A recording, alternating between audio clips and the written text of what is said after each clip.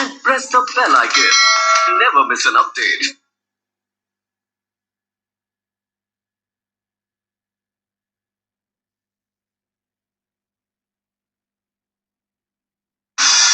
Subscribe now and press the bell icon. Never miss an update. A warm good evening to all of you. मैं जितेंद्र सिंह महिंद्रा स्वागत करता हूं आप सभी लोग का महिंद्रास के ऑफिशियल यूट्यूब चैनल पर।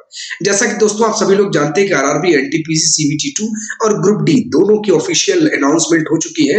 एग्जाम्स का आगाज पूरी तरीके से हो चुका है।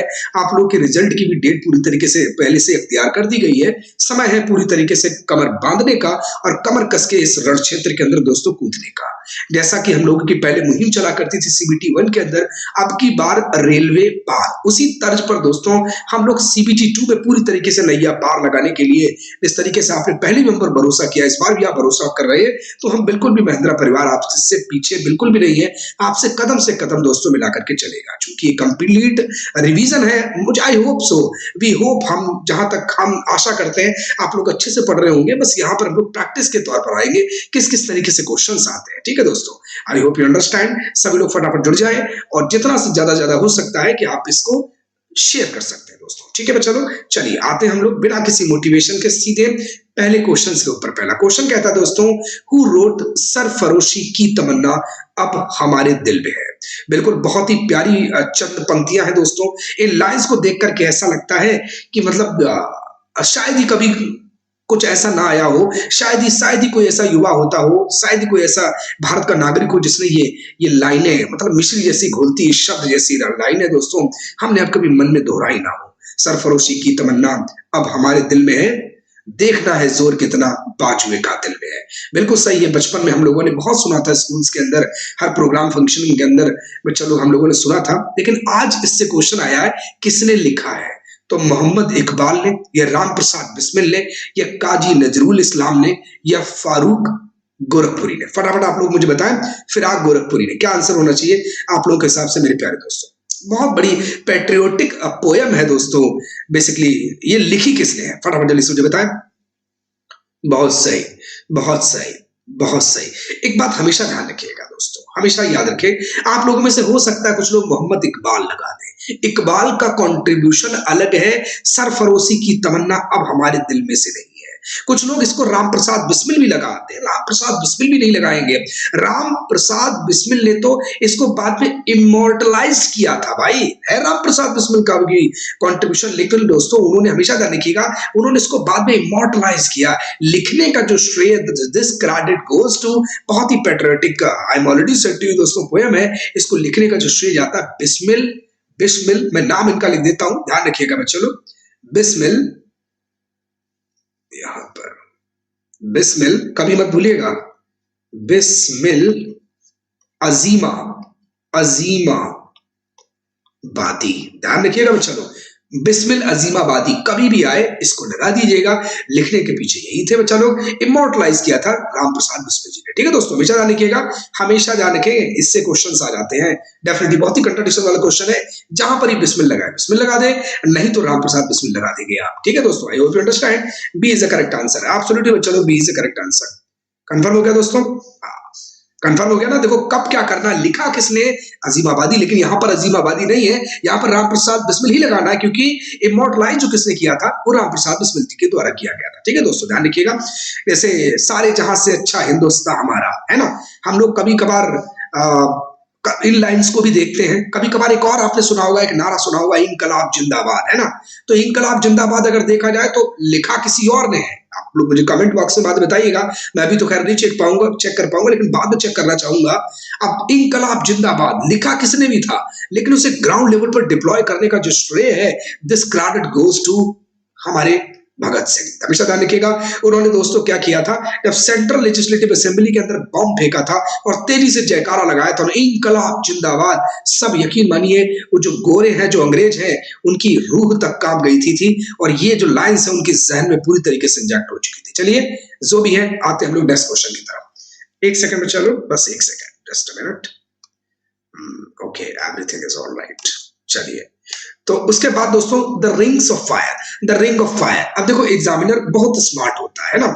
एग्जामिनर आपसे घुमा फिरा के पूछेगा, सब इधर उधर करके आपसे पूछेगा, बिल्कुल भी कंफ्यूज दोस्तों नहीं होना है। द रिंग ऑफ फायर कहां पर है, द रिंग ऑफ फायर कहां पर। अच्छा एक बात और बताइएगा, याद रखिएगा, हो सकता है एग्जामिनर आपसे पूछ ले दोस्तों, द विंग्स ऑफ फायर कहां पर है, विंग्स ऑफ फायर पूछेगा आपसे, पूछ सकता है दोस्तों, the wings, wings of fire.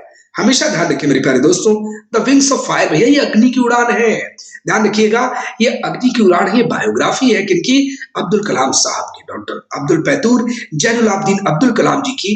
दोस्तों क्या है, अगर आप इसे पढ़े तो आपको वाकई उनके जीवन के उन सारे मरहम को, जिन्होंने उस चीज को हमेशा महसूस किया, और वो सारी की सारी चीज जिन्होंने उस इंसान को एक महान इंसान बनाया, वाकई रूबरू अगर आप होना चाहते हैं, बहुत अच्छी, मतलब पर्सनली मैंने भी इसको पढ़ा है, आप इसे पढ़िएगा।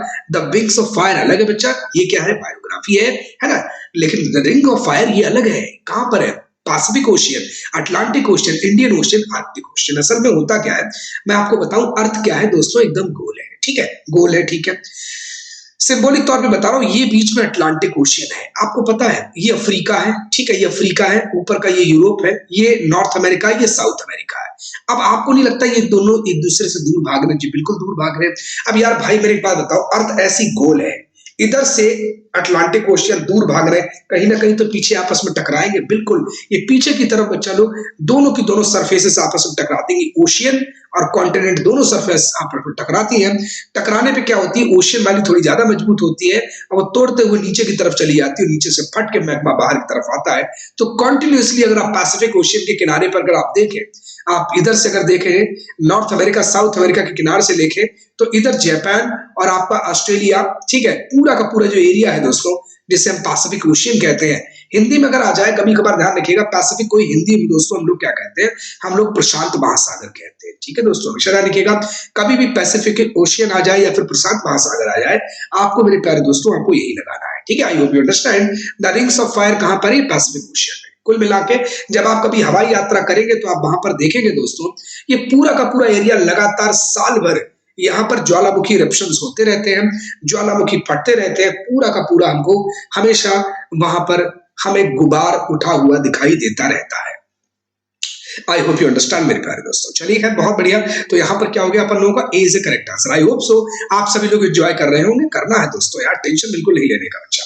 The largest ecosystem of the earth is, पृथ्वी का सबसे बड़ा पारिस्थितिकी तंत्र कौन सा है, बायोम है, हाइड्रोस्फीयर है, लिथोस्फीयर है, बायोस्फीयर्स है। अच्छा एक बात और याद रखिएगा मेरी तरफ से, एक स्टेटमेंट एक हल्का समझिए आप, एक स्टेटमेंट दोस्तों यहाँ पर ये समझिए, हम कभी भी अगर हम बात करते हैं, मेरी बात बड़ी गौर से समझे, जो मैं यहाँ पर कहना चाहता हूँ, हाइड्रोस्फीयर, हाइड्रोस्फीयर जानते हैं आप, हाइड्रोस अगर नदी बह रही है मतलब अगर वाटर है, मतलब हाइड्रोस्फीयर है ना। लिथो, लिथो, लिथो का मतलब होता है ना, मतलब अरे जो जहां पर हम रहते हैं यार, जो लैंड पार्ट है ना बच्चा, ध्यान रखिएगा दोस्तों, जो लैंड, हिंदी में इसको बोलते हैं स्थल मंडल, याद रखिएगा, स्थल मंडल, स्थल मंडल। तो स्थल मंडल ठीक है भैया, स्थल मंडल जहां पर हम अपना घर बनाते हैं, आशियाना बनाते हैं, रोड्स बनी हुई है, चलते हैं, खेलते हैं, कूदते हैं, स्कूल जाते हैं, नाचते हैं, ये कम से कम ये स्थल मंडल लिथोस्फीयर है। और बायोस्फीयर, बायोस्फीयर रिजर्व टाइप आप लोगों ने सुना होगा, है ना दोस्तों, जहां पर लिथोस्फीयर, हाइड्रोस्फीयर और एटमॉस्फेयर मिल जाए उसे बायोस्फीयर कहते हैं।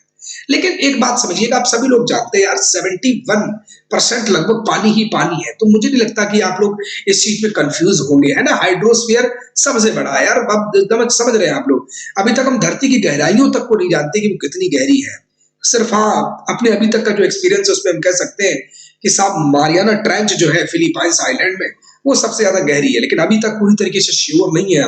वैसे अभी तक जो नोन है उसमें वही है, मानते हैं हम आपकी बात को, लेकिन फिर वही बात है, ओशियन बहुत है, हम तो कुछ भी नहीं है यार, 29% पे हम रहते हैं, हम इंसान, ठीक है दोस्तों। चलिए, तो सबसे बड़ा पारिस्थितिकी तंत्र कौन सा हो गया, अभी तक जिनके बारे में पूरा जान ही नहीं पाए, तो ध्यान रखिएगा दोस्तों, B is a correct answer, hydrosphere is a correct answer. चलिए बढ़िया है, नेक्स्ट क्वेश्चन की तरफ पढ़ते हैं अपन। आईएसटी बोले तो Indian standard time relates to, है ना। अब यार एक बात बताओ, आप सोचिएगा, लॉजिक लगाइए मेरे प्यारे दोस्तों, अगर हम लोग कभी भी बात करते हैं समय की, है ना, तो समय ना, समय के साथ में थोड़ा सा कंट्राडिक्शन है।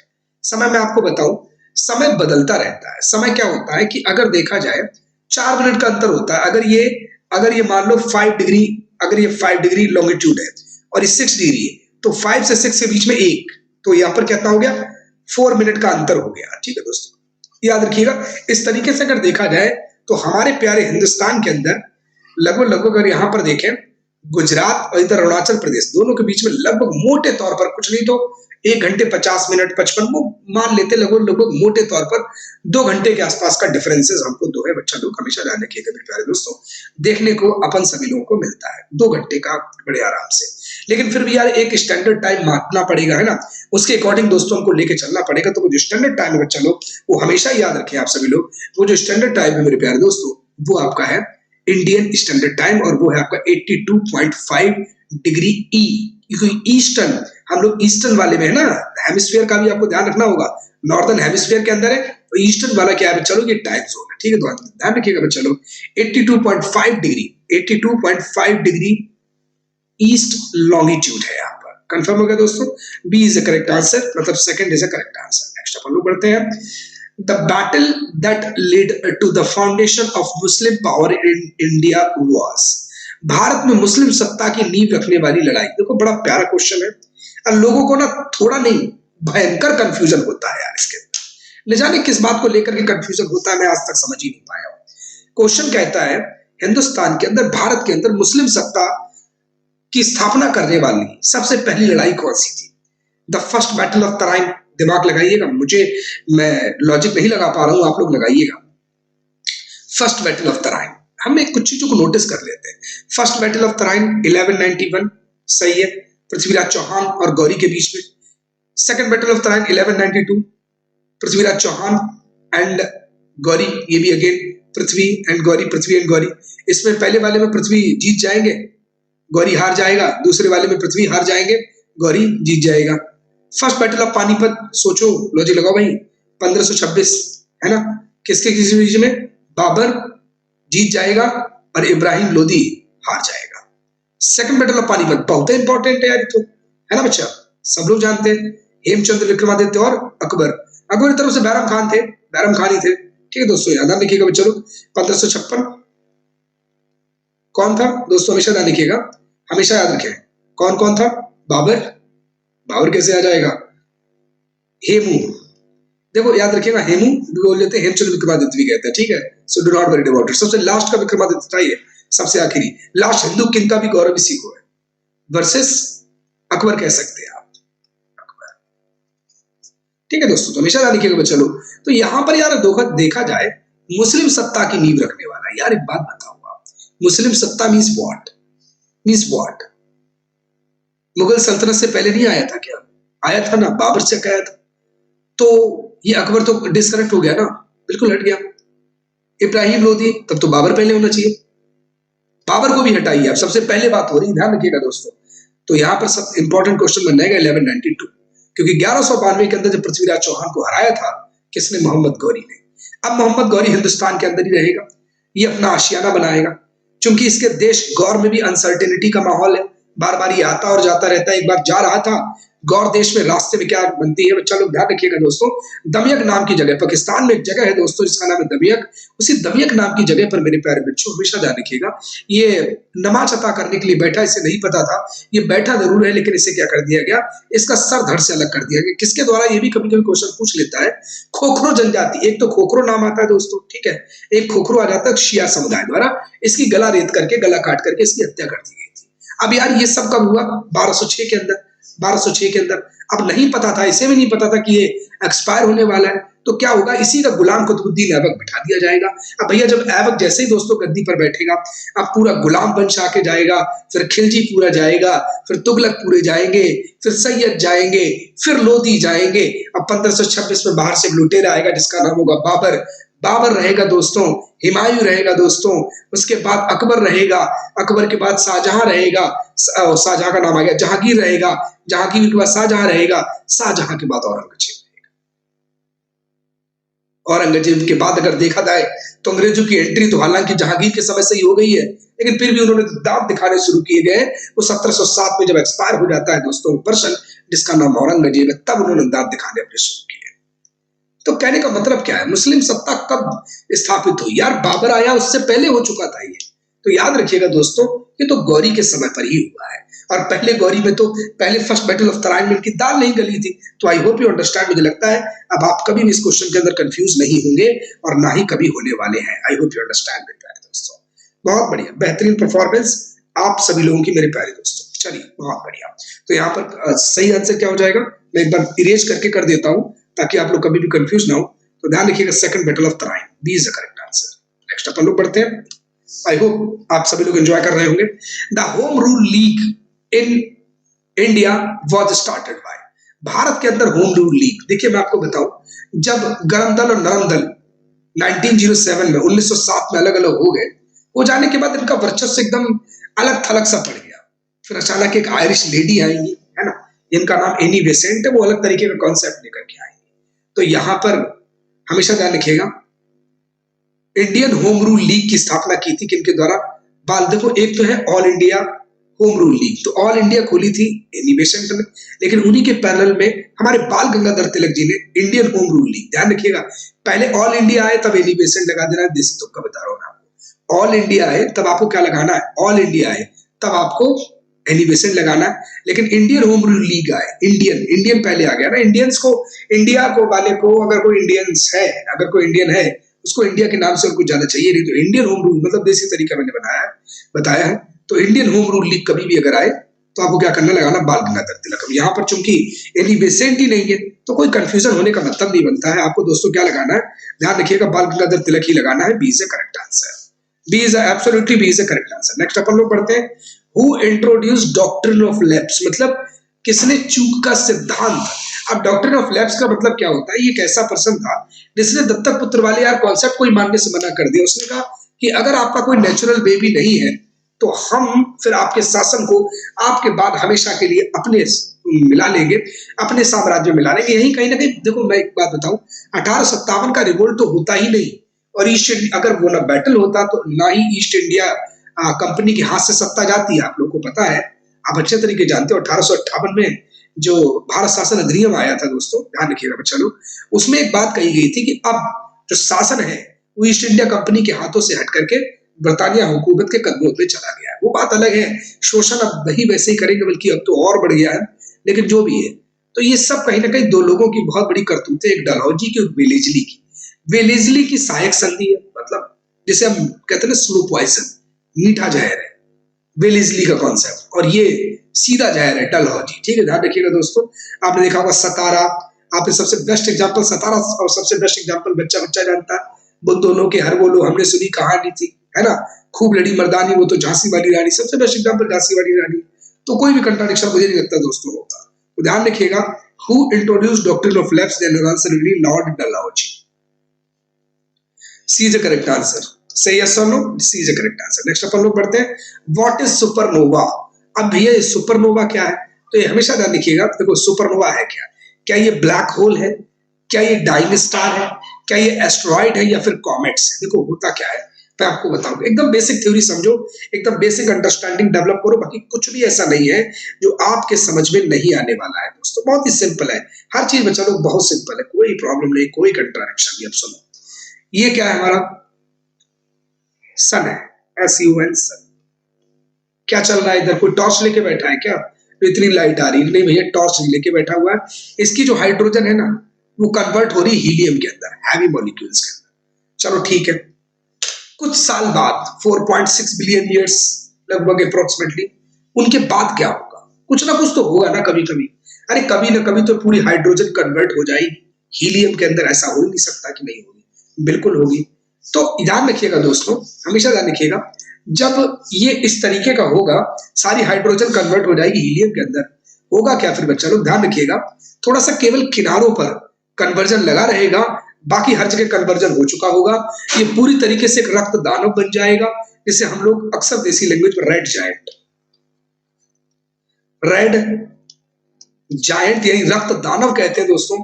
फिर थोड़ा संकुचित होगा, यहीं पर एक विस्फोट होगा जिसे हम कहेंगे सुपरनोवा विस्फोट। ठीक है दोस्तों, ध्यान रखिएगा बच्चा लोग, सुपरनोवा विस्फोट जो होगा, फिर उसके बाद इसका क्या हाल होगा ये डिस्क्राइब करेगा, ये हम और आप डिस्क्राइब नहीं करेंगे दोस्तों, ये डिस्क्राइब करेगा उसका मैग्नीट्यूड 1.44 चंद्रशेखर लिमिट कहते हैं इसको। अगर 1.44 ms से ज्यादा हुआ तब कुछ और होगा, कम हुआ तो कुछ और। तो यहाँ पर फिलहाल अगर देखा ना सुपरनोवा क्या है, एक विस्फोट है, तो डाइंग स्टार हम काफी हद तक इसको कह सकते हैं, तो बी इज करेक्ट आंसर। ठीक है दोस्तों, कॉन्सेप्ट समझो, बाकी कुछ नहीं रखा है। Arab war defeated in 738 AD by, अरब 738 में हार गए थे, किसके द्वारा? फटाफट आंसर बताएं, क्या आंसर होना चाहिए दोस्तों आप लोगों के हिसाब से? बहुत बढ़िया, बेहतरीन परफॉर्मेंस आप सभी लोगों की जी। जल्दी बताओ भाई, टाइम नहीं है अपन लोगों के पास में। अरब हार गए थे, अरब किसके हाथ साथ हार गए? ऐसा कैसे हो सकता है? थोड़ा सा लॉजिक लगाया करो, थोड़ा सोचा करो। अच्छा एक बात बताइए आप मुझे, 712 में आया था मोहम्मद बिन कासिम, आपको नहीं लगता कि जब मोहम्मद बिन कासिम आया था, गौरी से भी पहले की बात कर रहा हूं, आपको नहीं लगता कि मोहम्मद बिन कासिम को साउथ में भी जाना चाहिए था, उसको भी लूटना चाहिए था? भाई सोमनाथ तक अगर नजरें हैं तो यार साउथ तरफ नहीं होंगी, जानते तो होंगे, फिर क्या मतलब वैसा हो गया? क्यों नहीं जा सकते थे? क्यों नहीं कर सकते थे? सोचो, लॉजिक लगाइएगा, बहुत इंपॉर्टेंट है। वो तो इतने बर्बर जाति प्रजाति के थे, वो तो चाहते थे पूरे एक छत्र हिंदुस्तान पर राज करना चाहते थे, लेकिन नहीं यार, इतना भी नहीं है, इतना भी नहीं। कोशिश की थी इन्होंने, मैं आपको बता रहा हूं दोस्तों, कोशिश की थी। यहीं पर एक बैटल हुआ था, बैटल ऑफ राजस्थान, हमेशा ध्यान रखिएगा, जिसे सीरीज ऑफ बैटल्स भी कहते हैं, ध्यान रखिएगा। यहां पर जबरदस्त तरीके का बैटल होता है, किसके साथ में? याद रखिएगा बच्चों लोग, हमेशा ध्यान रखिए, किसके साथ होगा? प्रतिहारों के साथ। प्रतिहारों ने दांत खट्टे, प्रतिहार भी थे, प्रतिहार भी थे, एक चालुक्य वंश के किंग भी थे दोस्तों, जिनका नाम विक्रमादित्य सेकंड है। दोनों लोगों ने मिलकर के अंग्रेजों के दांत खट्टे कर दिए। अरब कान पकड़ लिए, ध्यान रखिएगा दोस्तों, अरब वासियों ने कान पकड़ लिया कि नहीं भैया, हरा दिया है हमने, मानते हैं हमने हरा दिया है ब्राह्मणवाद को, लेकिन इसका मतलब ये बिल्कुल नहीं पूरे एक छत्र हिंदुस्तान को हरा दिया है, नहीं। तो अगले अभियान उसने उस तरीके से है, मतलब करेगा वो, चलिए जो भी है। तो यहाँ पर क्या हो गया?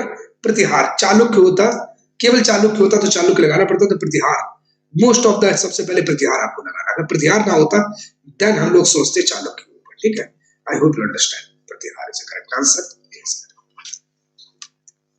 अकॉर्डिंग टू द सिचुएशन अपने आप को डालना है आप लोगों को, ठीक है, ध्यान रखिएगा दोस्तों।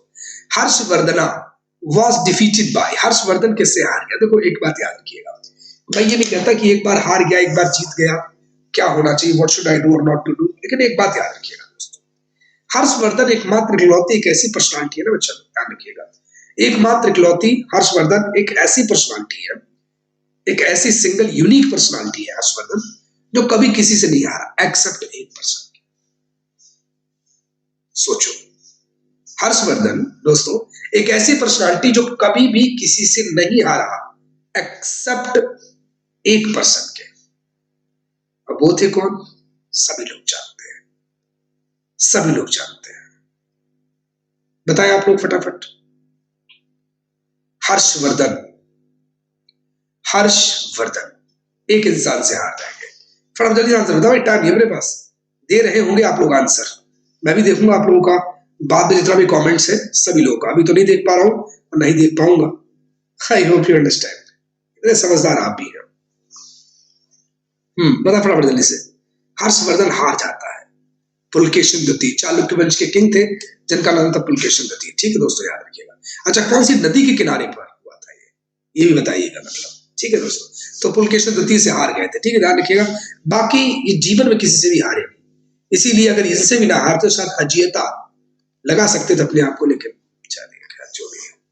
Alexander and Porus fought a battle at, मतलब अलेक्जेंडर और पोरस की एक लड़ाई लड़ी गई। हाइडेस्पीच की है, झेलम की है, पानीपत की है, फिर तराइन की है। सोचिए, लॉजिक लगाए और लॉजिक के अकॉर्डिंग दोस्तों आंसर दिया आप सभी। बहुत बढ़िया, बेहतरीन परफॉर्मेंस आप सभी लोगों की।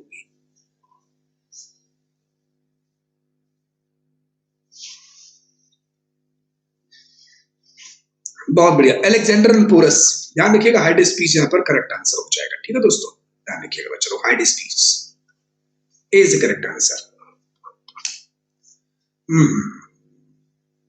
चलिए खैर, कंफर्म हुआ? से यस और नो, से यस और नो, से यस और नो। चलिए चलिए, नेक्स्ट अपन लोग आते हैं, दुनिया का सबसे गहरा महासागर। अब देखो, जितना नोन है उसमें तो अगर देखा जाए दोस्तों तो पैसिफिक ओशियन नहीं सबसे गहरा है, दुनिया का सबसे गहरा महासागर, याद रखिएगा, deepest ocean in the world, world दुनिया का पैसिफिक ओशियन है, ठीक है, ध्यान रखिएगा। फिर अंटार्कटिका लगाओ, ठीक है। चलिए, सौर मंडल का सबसे बड़ा उपग्रह, ये बहुत इंपॉर्टेंट बात है। देखो, सभी ग्रहों के क्या होते हैं, मून्स होते हैं, जिन्हें हम सभी लोग सोलर प्लैनेट्स के नाम, मतलब मून्स होते हैं जिन्हें हम सीधे सब प्लैनेट नहीं कह सकते, जिनको हम सैटेलाइट कहते हैं, ठीक है। सभी के चंद्रमा होते हैं जिनको हम सैटेलाइट कहते हैं। अब अच्छा, मैंने एक देसी तरीका आप लोगों को कुछ दिन पहले बताई थी, मैं भी फिर से बता देता हूँ। गुरु कैसा होता है, गुरु, गुरु बड़ा होता है ना, गुरु ब्रह्मा गुरु विष्णु गुरु देवो महेश्वरा गुरु साक्षात परम ब्रह्म तस्मै श्री गुरुवे नमः, मानते हैं बात को। गुरु सबसे बड़ा है। जब दोस्तों गुरु सबसे बड़ा, तो जुपिटर सबसे बड़ा है। और गुरु के पास क्या मिलेगा, ज्ञान मिलेगा या अज्ञान, तो जाहिर सी बात है, ऑब्वियसली यार, बहुत ही अंडरस्टूड है दोस्तों, ज्ञान, गुरु जी के पास ज्ञान मिलेगा, तो ज्ञान से बनता है ज्ञानमीठ, ज्ञानमीठ, ध्यान रखिएगा, प्रोनाउंसिएशन वही रखो, बाकी कोई सुनिए, ज्ञानमीठ, ज्ञानमीठ मतलब ज्ञानी मीठ मतलब ज्ञान है, तो ज्ञान से कुछ पैचअप है इसका, तो ध्यान रखिएगा दोस्तों। तो ज्ञान सबसे ज्यादा किसके पास मिलता है, गुरु जी के पास। तो सबसे बड़ा जो ज्ञानमीठ सैटेलाइट है दोस्तों, वो किसका है, हमेशा ध्यान रखिएगा दोस्तों, हमेशा ध्यान रखिएगा, हमेशा याद रखना, किसका है, सोचो, लॉजिक लगाओ, ज्ञानमीठ, किसका, ज्ञानमीठ, ज्ञानमीठ, तो किसका है दोस्तों, गुरु जी का है। गुरु कौन है, बृहस्पति, और बृहस्पति कौन है, जुपिटर, ठीक है दोस्तों। आज के बाद कभी भी नहीं भूलना, लोगों को B is the correct answer, B is the correct answer. Next question तरफ बढ़ते हैं। निम्न में से कौन सा बिजली का कंडक्टर नहीं है, एक बार कराया भी जा चुका है, उसके बाद भी अगर क्वेश्चन गलत कर दोगे तो that's very big problem of the time, I hope you understand.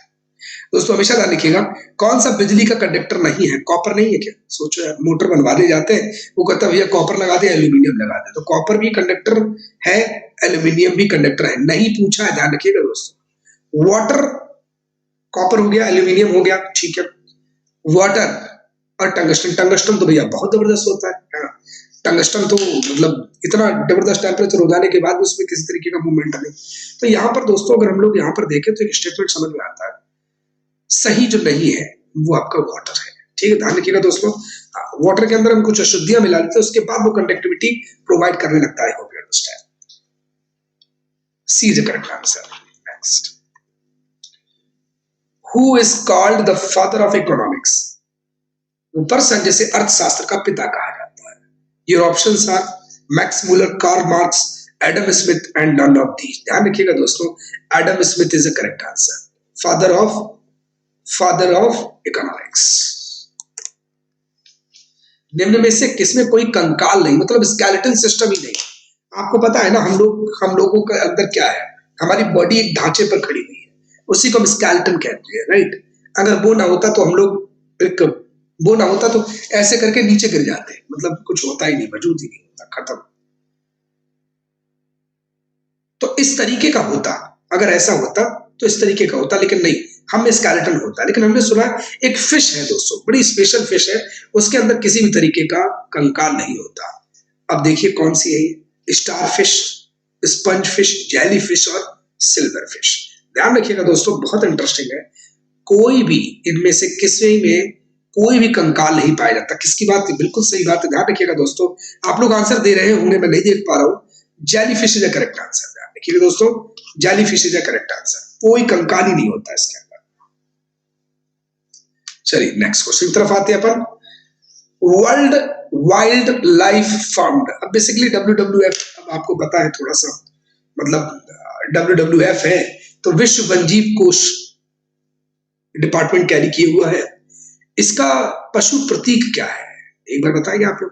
WWF मतलब समझ रहे हैं ना मेरी कहने का मतलब, जैसे रेलवे इंट्रोड्यूस हुई, अब रेलवे का जो सिंबल होगा, सपोज दैट, एग्जांपल ले रहा हूं मैं, सपोज दैट एक छोटा छोटा एग्जांपल है, मान लो हमने रेलवे में कोई नया इनिशिएटिव स्टार्ट करवाया, तो हमने क्या किया साहब, किसी को ना एक सिंबल टाइप का बना दिया, तो हम इसे क्या कहेंगे, हमने उसे मतलब एनिमल सिंबल बना दिया। तो वही यहाँ पर वर्ल्ड वाइल्ड लाइफ फंड, इसका सिंबल क्या है, डॉल्फिन, कंगारू, टाइगर या फिर जायंट पांडा। तो याद रखिएगा यहाँ पर से जो जायंट पांडा है वो WWF का ऑफिशियल एनिमल सिंबल है, ठीक है दोस्तों। याद रखिएगा बच्चों लोग, किसका, वर्ल्ड वाइल्ड लाइफ फंड का, is the correct answer, absolutely दोस्तों, is the correct answer. Next question की तरफ बढ़ते हैं। नेक्स्ट क्वेश्चन क्या था दोस्तों, introduction of provisional authorities related to which of the following acts, मतलब प्रांतीय स्वायत्ता का परिचय निम्न में से किस अधिनियम से संबंधित है? Government of India act 1858, government of India act 1909, the government of India act 1919, the government of India act 1935। फटाफट जल्दी से आंसर बताएं, क्या आंसर होना चाहिए मेरे प्यारे दोस्तों आप लोगों के हिसाब से? प्रांतीय स्वायत्ता, ही इज टॉकिंग अबाउट प्रांतीय स्वायत्ता, स्वायत्तता। फटाफट आंसर बताएं भाई, इस क्वेश्चन क्या होना चाहिए? चलो, बहुत बढ़िया। देखो दोस्तों, हमेशा ध्यान रखिएगा, गवर्नमेंट ऑफ इंडिया एक्ट 1935 प्रांतीय, मतलब थोड़ा सा प्रोविंशियल यहाँ पर बात की गई है, तो ध्यान रखिएगा यहाँ पर दोस्तों करेक्ट आंसर क्या हो जाएगा आपका। अगर हम लोग यहाँ पर देखें गवर्नमेंट ऑफ इंडिया 1935, इसमें हूबहू 250 नंबर ऑफ आर्टिकल्स या फिर उसके अंदर कुछ चेंजेस करा के हमने जो है एक्सेप्ट कर लिया, तो ये बहुत इंपॉर्टेंट। देखो, देश आजाद, अंग्रेज कब छोड़ के हमको गए थे? ध्यान रखिएगा दोस्तों, अंग्रेज हमको छोड़ के गए थे 1947 के अंदर, 1947। और वो बुक जिससे देख करके हम बनाएंगे ऐसे चलेगा वैसे चलेगा, एक प्रधानमंत्री की पोस्ट होनी चाहिए, एक राष्ट्रपति की होनी चाहिए, ये सब मतलब ये सब क्या होगा बच्चा लोग सोचते रहिएगा, लॉजिक लगाइएगा, ये सब कब पता चलेगा? 1950 में, 1950 में। लेकिन एक बात मुझे बताओ, अंग्रेज चले गए 1947, वो बुक जिसमें लिखा कि पीएम होगा, सीएम होगा, ये सब हो गया, वो तैयार होगी 1950 में। इन 3 साल शासन कैसे चला? किसी को पता है?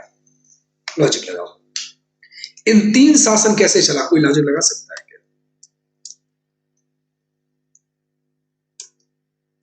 फटाफट जल्दी से बताएं, क्या इसके पीछे कोई लॉजिक लगा सकते हैं? सोचिएगा, लॉजिक लगाइएगा।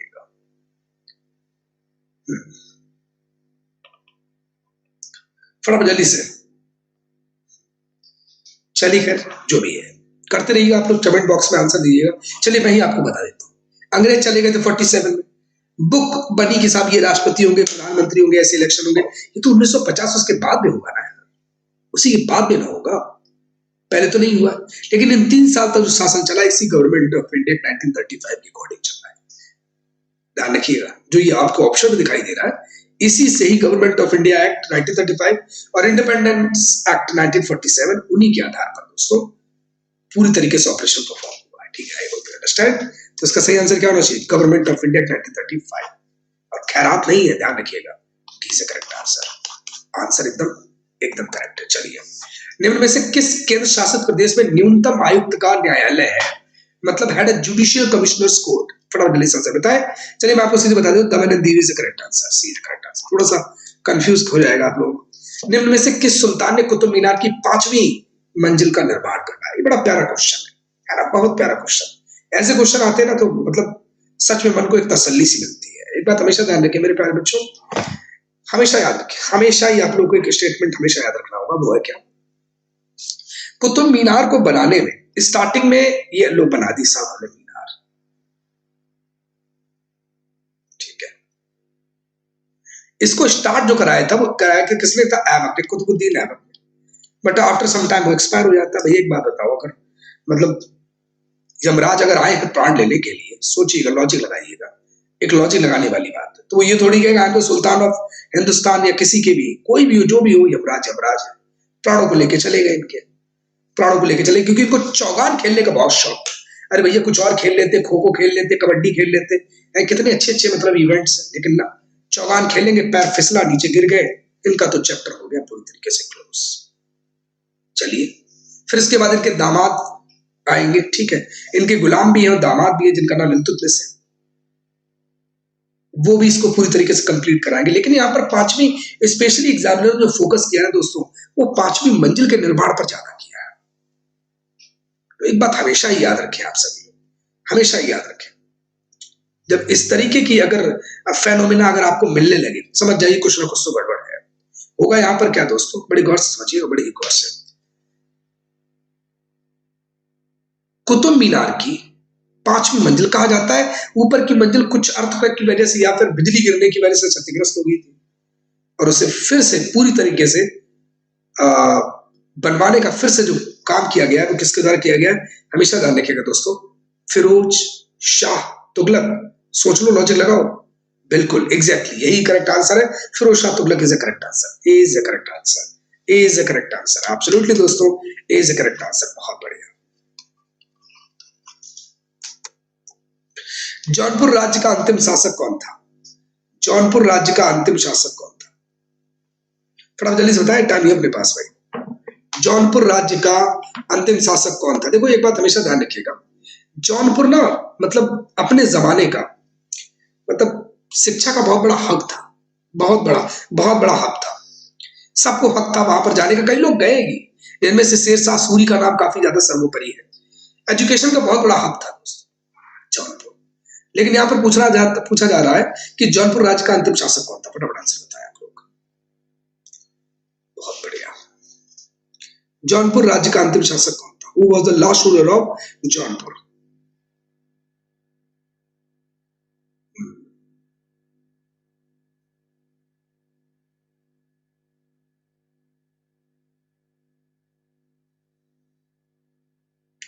फटाफट आंसर बता भाई।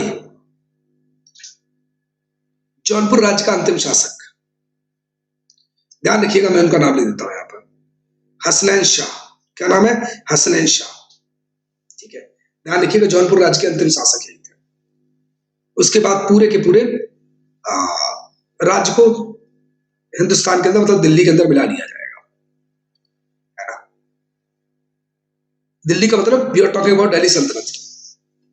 पहले भी दिल्ली सल्तनत में ही था, बीच में थोड़ी सी स्पेशल प्रिविलेजेस दे दी थी। चलिए, दिल्ली सल्तनत काल में सबसे लंबे समय तक किस वंश का शासन रहा? ये बड़ा प्यारा क्वेश्चन है, लोग ना बड़े कंफ्यूज होते हैं इसमें। पता नहीं यार, मैं एक बात समझ नहीं पाता हूँ, ऐसे क्वेश्चंस में क्या कंफ्यूजन होना है? कुछ है क्या इसके अंदर? सोचो। अच्छा, सबसे पहले कौन सा आया था? स्लेव डायनेस्टी ना गुलाम वंश? गुलाम, नो, गुलाम, स्लेव डायनेस्टी। इसके अंदर अगर देखा जाए, स्लेव डायनेस्टी के अंदर दोस्तों अगर देखा जाए, देखिए ये चला था करीब करीब, स्लेव डायनेस्टी की मैं बात कर रहा हूं, 1206 में जब गौरी एक्सपायर हो गया तो 1206 से लेकर के 1290 तक चला। कितना चला? करीब करीब 84 किलोमीटर तक। सही है, बहुत बढ़िया। खिलजी, खिलजी चला था 1290 से लेकर के 1320 तक। कितना है? ओनली 30। लोधी डायनेस्टी कितना चला है? ये सबसे इंपॉर्टेंट है, आप लोग मुझे बताइएगा। फिलहाल मैं आपको तुगलक बता देता हूं। तुगलक चला है 1320 से लेकर के 1414। कितना? 94। ठीक है, तो ध्यान रखिएगा, सबसे लंबा जो शासनकाल है वो 94 ईयर्स का है, और वो किसके अंदर है दोस्तों? ध्यान रखिएगा, तुगलक डायनेस्टी के अंदर है। कंफर्म हुआ? चलिए next. Animal charcoal is obtained bye, है ना, मतलब पशु का जो चारकोल है, पशु चारकोल किसके द्वारा प्राप्त किया जाता है? फटाफट आंसर बताएं। इस क्वेश्चन का सही आंसर, एग्जैक्ट आंसर क्या होना चाहिए दोस्तों? फटाफट जल्दी से इस क्वेश्चन का आंसर दें। पशु चारकोल,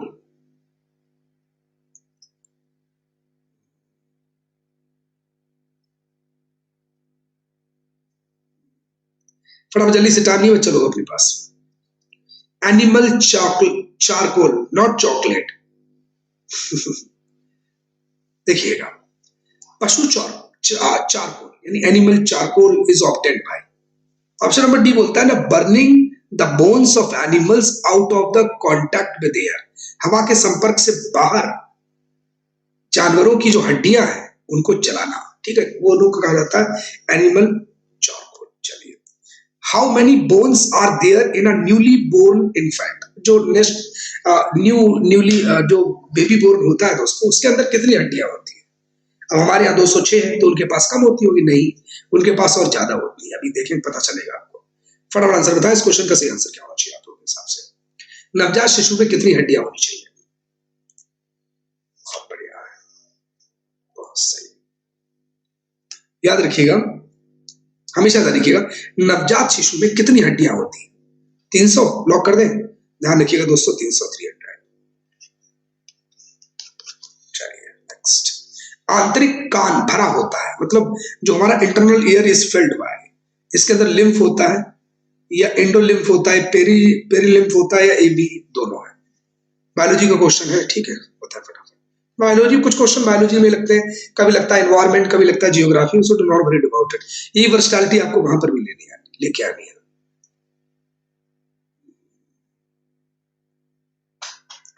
देखो एक बात हमेशा ध्यान रखिएगा, हमेशा याद रखिए, कान को एंडोलिम्फ भी भरता है, लसिका भी भरता है, दोनों को कंट्रीब्यूशन है। ध्यान रखिएगा दोस्तों, A B is correct answer, D is correct answer. भारतीय संविधान के किस अनुच्छेद में कहा गया है कि प्रधानमंत्री की नियुक्ति राष्ट्रपति द्वारा की जाएगी? ये तो बड़ा प्यारा क्वेश्चन है। कौन सा आर्टिकल है? 74, 75, 73 और 72। लोग मतलब कंफ्यूजन करने के लिए जबरदस्त तरीके का रखा हुआ है। ध्यान रखिएगा दोस्तों, प्रधानमंत्री की नियुक्ति राष्ट्रपति के द्वारा की जाती है, लेकिन भाई आर्टिकल कौन सा है? फटाफट ध्यान रखिएगा, आर्टिकल 75। ठीक है दोस्तों, डी इज करेक्ट आंसर। चलिए, कौन सा अनुच्छेद भारत के प्रधानमंत्री के कर्तव्यों को वहन करने के लिए संबंधित है? Article 77, 78, 79 and 80 only. कौन सा अनुच्छेद भारत के प्रधानमंत्री के कर्तव्यों से संबंधित है? फटाफट जल्दी से बताएं, इस क्वेश्चन का सही आंसर क्या होना चाहिए?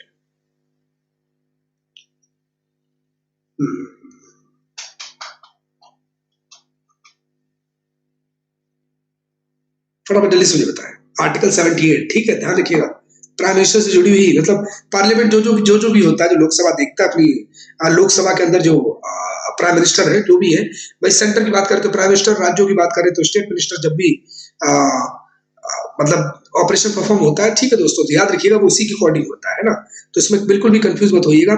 सेंटर में भी सीएम की कुछ रिस्पॉन्सिबिलिटी है, वैसे ही सेंट्रल गवर्नमेंट में भी पीएम की कुछ रिस्पॉन्सिबिलिटी है, उससे रिलेटेड आर्टिकल 78 है, तो B is the correct answer. इस क्वेश्चन तरफ बढ़ते हैं। लोकसभा में किस राज्य के सदस्यों की संख्या सबसे अधिक है? सर्वाधिक दोस्तों हमेशा ध्यान रखिएगा, महाराष्ट्र, वेस्ट बंगाल, उत्तर प्रदेश, मध्य प्रदेश। फटाफट राज्य के सदस्यों की संख्या फटाफट मैंने बताया, क्या आंसर होना चाहिए आपके हिसाब से? ध्यान रखिएगा, 80% लोकसभा में होते हैं इनके, और 31% के आसपास होते हैं आपके कहां पर? ध्यान रखिएगा, राज्यसभा, RS। ठीक है दोस्तों, याद रखिए, बहुत इंटरेस्टिंग फैक्टर्स लेके आया हूं मैं। क्या है? लोकसभा में किस राज्य के सदस्यों की संख्या सबसे कम है? अब देखिए,